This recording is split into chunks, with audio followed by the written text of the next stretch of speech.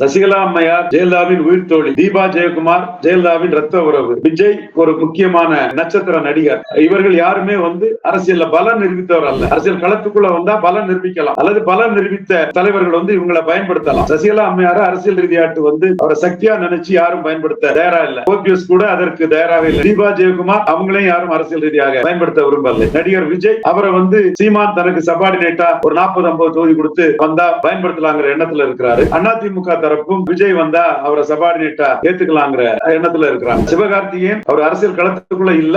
அவரும் சூழ்நிலைக்கு தக்கன அவரு ராகவா லாரன்ஸ், விஷால் போன்றவங்க எல்லாம் வரலாம். அதற்காக சசிகலா அம்மையாருக்கு இன்னைக்கு ஒரு ஆதரவு வளையம் இல்லன்னு நான் மறக்க விரும்பல. இருக்கிறாங்க. இது அவங்க என்ன ரூபத்துல நிரூபிப்பாங்கிறதான் கேள்வி. குறிப்பா முக்குலத்தோர் சமுதாயம் ரெட்டலைய பிச்சு பெசரட்டாகி தூக்கி தூர எரிஞ்ச பிறகு எடப்பாடிக்கு எதிராக அவங்க திருமணம் பிறகு தனக்கு ஒரு பொலிட்டிகல் ஸ்பேஸ் கிடைக்கும்னு சசிகலா அம்மையார் கருதுறாங்க. தலைமை தான் சிக்கல். எடப்பாடி தலைமையை பிடிச்சிட்டாரு. வேற யாருக்கும் அதுல பங்கு கொடுக்க அவர் விரும்பல. குறிப்பா ஓபிஎஸ் வெளியேறினதுல முக்குலத்தோர் முழுக்க எதிராக போயிட்டாங்க. அதே வேளையில டெல்டா, சவுத், டீப் சவுத்ல எல்லாம் ரொம்ப மோசமா அவர் தோத்திருக்கிறாரு. பாஜகவை எதிர்த்தா கிறிஸ்தவ முஸ்லீம் ஓட்டு கிடைக்கும்னு நினைக்கிறாரு. நாரதர் மீடியா உணர்வாளர்களுக்கு வணக்கங்கள். நான் உங்கள் விஜய் சின்னசாமி. இன்று நம்முடன் இணைந்திருக்கிறார், முதல் முறையாக நம்முடன் இணைந்திருக்கிறார் அரசியல் விமர்சகர் திரு ரவீந்திரன் துரைசாமி ஜி அவர்கள். வணக்கம் ஜி. வணக்கம் விஜய் சின்னசாமி தம்பி. மீண்டும் அரசியல்ல ரீஎன்ட்ரி கொடுக்க போகிறார் சசிகலா அவர்கள் ரீஎன்ட்ரி கொடுக்க போவதாக அறிவித்திருக்கிறார். ஓபிஎஸ் அவர்களும் அதிமுக ஒருங்கிணைக்கணும் அப்படின்னு சொல்லி தீவிர முயற்சியில ஈடுபட்டு வருகிறார். இதெல்லாம் பார்க்க முடிகிறது. எடப்பாடி அவர்கள் அதிமுகவின் பொதுச் செயலாளராக தொடர்வாரா அல்லது மாற்றப்படுவதற்கான வாய்ப்புகள் இருக்கிறதா? இதெல்லாம் எப்படி ஜி பாக்குறீங்க? சசிகலா அம்மையார் ஜெயலலிதாவின் உயிர் தோழி, தீபா ஜெயக்குமார் ஜெயலலிதாவின் ரத்த உறவு, விஜய் ஒரு முக்கியமான ஒரு நட்சத்திர நடிகர், சிவகார்த்திகேயன் ஒரு முக்கியமான நட்சத்திர நடிகர். குறிப்பா இந்த இவர்கள் யாருமே அரசியல்ல பலம் நிரூபித்தவர் அல்ல. ஆனால் ஸ்டாச்சர் இருக்குது. எல்லாத்துக்குமே ஸ்டாச்சர் இருக்குது. அரசியல் களத்துக்குள்ள வந்தா பலம் நிரூபிக்கலாம், அல்லது பலம் நிரூபித்த தலைவர்கள் இவங்களை பயன்படுத்தலாம். இதுல என்ன இருக்குதுங்கிறது 2026 தான் தெரியும். சசிகலா அம்மையார அரசியல் ரீதியாட்டு அவரை சக்தியா நினைச்சு யாரும் பயன்படுத்த தயாரா இல்ல. தினகரன், ஓபிஎஸ் கூட அதற்கு தயாராக இல்லைன்னு தான் தெரிய வருது. உண்மை நிலைமை அதான். கலை கிட்ட அரசியல் விமர்சகர் கேட்பாரு, முதல்ல நீங்க முன்னோரும் சரிவீங்களான்னு. சோ இதுதான் சசிகலா அம்மையாரோட பொசிஷன். தீபா ஜெயக்குமார் அவங்களையும் யாரும் அரசியல் ரீதியாக பயன்படுத்த விரும்பலை. நடிகர் விஜய் அவரை சீமான் தனக்கு சபார்டினேட்டா ஒரு 40-50 தொகுதி கொடுத்து வந்தா பயன்படுத்தலாங்கிற எண்ணத்துல இருக்கிறாரு.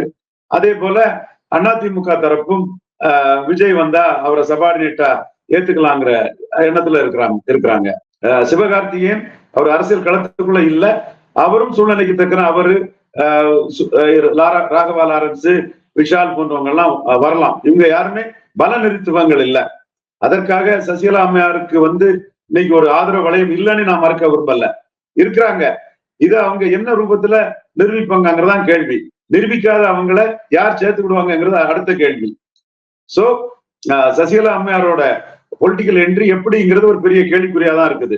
குறிப்பா முக்குலத்தோர் சமுதாயம் ரெட்டலைய பிச்சு பெசரட்டாகி தூக்கி தூர எரிஞ்ச பிறகு எடப்பாடிக்கு எதிராக அவங்க திருமணம் பிறகு தனக்கு ஒரு பொலிட்டிக்கல் ஸ்பேஸ் கிடைக்கும்னு சசிகலா அம்மையார் கருதுறாங்க. ஒரு பொதுக்கூட்டம் எல்லாம் போறோம்னு சொல்றாங்க. நடிகர் விஜயும் பொதுக்கூட்டம் எல்லாம் போறோம்னு சொல்றாங்க. எப்படி இவங்க நிரூபிக்க போறாங்க, அல்லது நிரூபிக்காத இவங்களை யார் அரசியல் சக்தியாட்டு பயன்படுத்த போறாங்கிறத நாம பொறுத்திருந்துதான் பார்க்கணும். ஓபிஎஸ், தினகரன், இபிஎஸ், சசிகலா இவங்கெல்லாம் ஒரு அணியில திரள்வதற்கான என்னென்ன சிக்கல்கள் எல்லாம் இருக்கு ஜி? அதுல நீங்க என்ன பாக்குறீங்க? தலைமை தான் சிக்கல். எடப்பாடி தலைமையை பிடிச்சிட்டாரு. வேற யாருக்கும் அதுல பங்கு கொடுக்க அவர் விரும்பல. தோல்வியை ஒத்துக்கிட மாட்டேங்கிறாரு.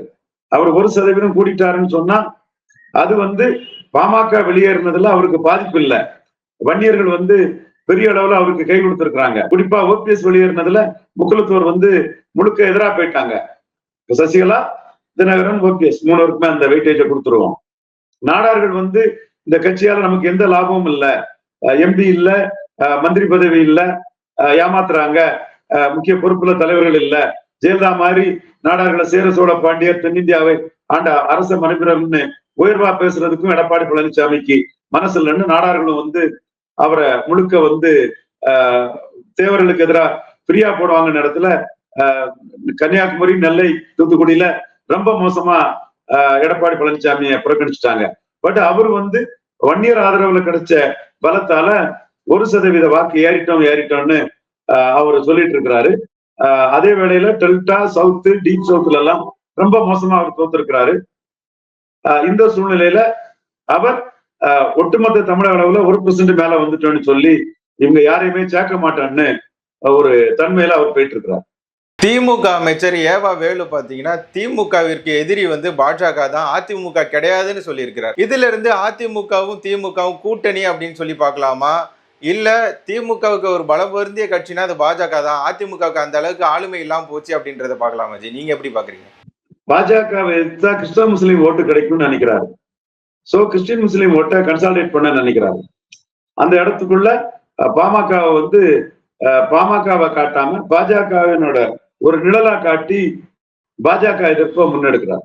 அண்ணாமலை முன்னாடி சொல்லிட்டு இருந்தாரு, நான் மற்ற கட்சிகளை வந்து விமர்சிக்க மாட்டேன் அப்படின்னு சொல்லியிருந்தாரு. ஆனா எடப்பாடி அவர்களை பத்தி பேசும்போது அதிமுகவில் வந்து உட்கட்சி பூசல் இருக்கு அப்படின்னு சொல்லியிருக்கிறார். அதிமுகவில் உட்கட்சி பூசல் இருக்கிறதா?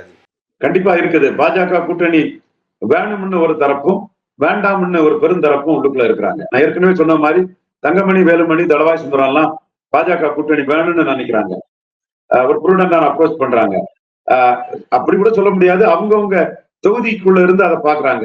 கிறிஸ்தவ முஸ்லிம்கள் அடர்த்தியா உள்ள இடத்துல இருக்கக்கூடிய அதிமுக காரங்க பாஜக கூட்டணி தங்களை காலி பண்ணிடுறேன்னு பாக்குறாங்க. அதுதான் ஜெயக்குமார், சி வி சண்முகம் போன்றவர்கள். உங்களுடைய பொன்னான நேரத்தை ஒதுக்கி நாரதன் மீடியாவுடன் பல முக்கிய தகவல்களை பகிர்ந்து கொண்டதற்கு மிக்க நன்றிகள் ஜி. நன்றி.